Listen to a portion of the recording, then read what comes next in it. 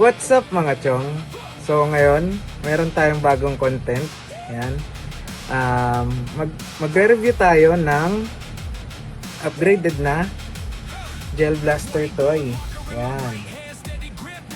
So, ang base unit na ito ay Jingji SLR V5. Ayan, kung makikita nyo. Gandang unit yan. May tag pa ng Operation Cobra. Ayan.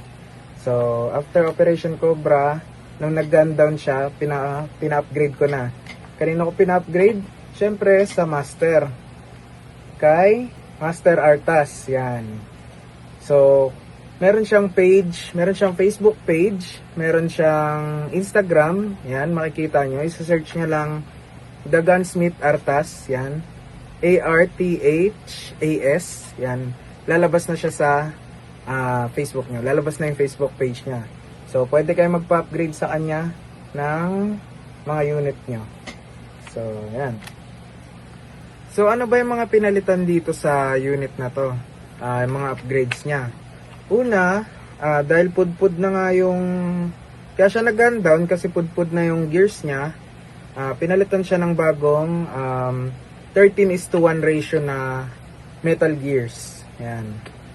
So, pinalitan siya and then pinalitan din yung piston head niya and then yung ladder. So, metal ladder na rin yung pinalit.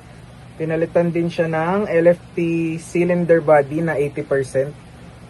Yan, 80% and heavy metal cylinder head. Meron din tong pinapalitan na rin siya ng spring. Ang pinalit ay M120 spring. Yan, M120. So, medyo mabigat na to. Yung spring niya. So, nilagyan rin siya ni Master ng Star River na delayer. Yan. At saka para safe yung battery natin, nilagyan na rin siya ng MOSFET. LDT na MOSFET. So, syempre, may mga parts dito kailangan ng mighty band. So, kasama yun sa upgrade. Yan. So, makikita nyo, titest natin siya, i-check natin yung chrono para makita natin yung actual FPS niya. And then, may field test din natin siya. So, mamaya papakita ko sa inyo yung chrono niya. 60N lang syempre. 60N lang na hardness ng gel ball. Okay? So, syempre, ang gagamitin na nating battery ay 11.1 volts. Yan. So, kakabit na natin siya. So, naikabit na natin yung 11.1 volts na battery, LiPo battery. Ito yung magazine with 60N na gel balls. So, test fire na natin. So, yan. Gumana yung pre-feed ng MOSFET. So, testing natin. Siguro mga mga 5 meters. Ganun, 5 meters. And then, test fire. So, single shot muna natin.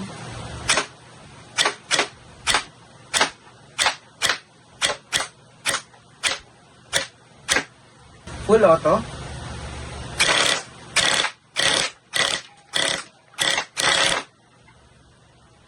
Makikita niya, lapit natin.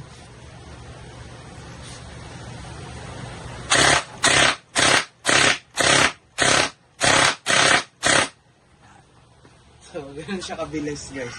Chrono natin. Ito yung chrono.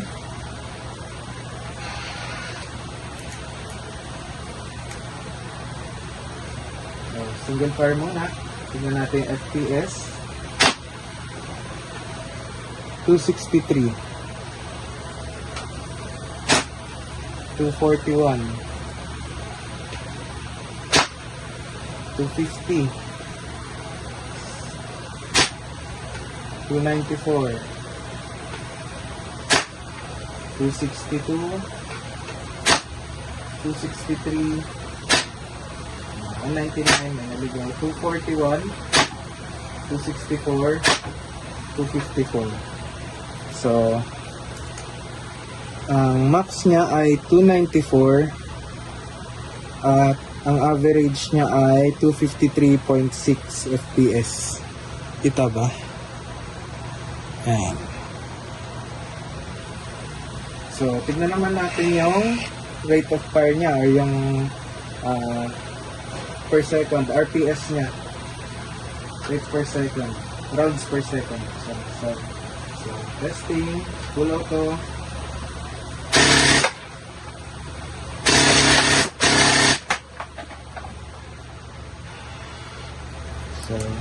So ang lumalabas dito 24. Hindi lang. So testing natin ulit.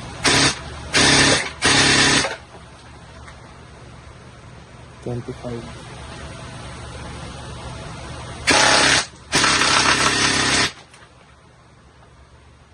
27. Ayan.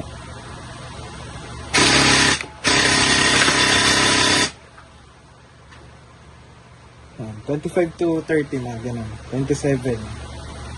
So, pero makikita nyo, mabilis na talaga siya.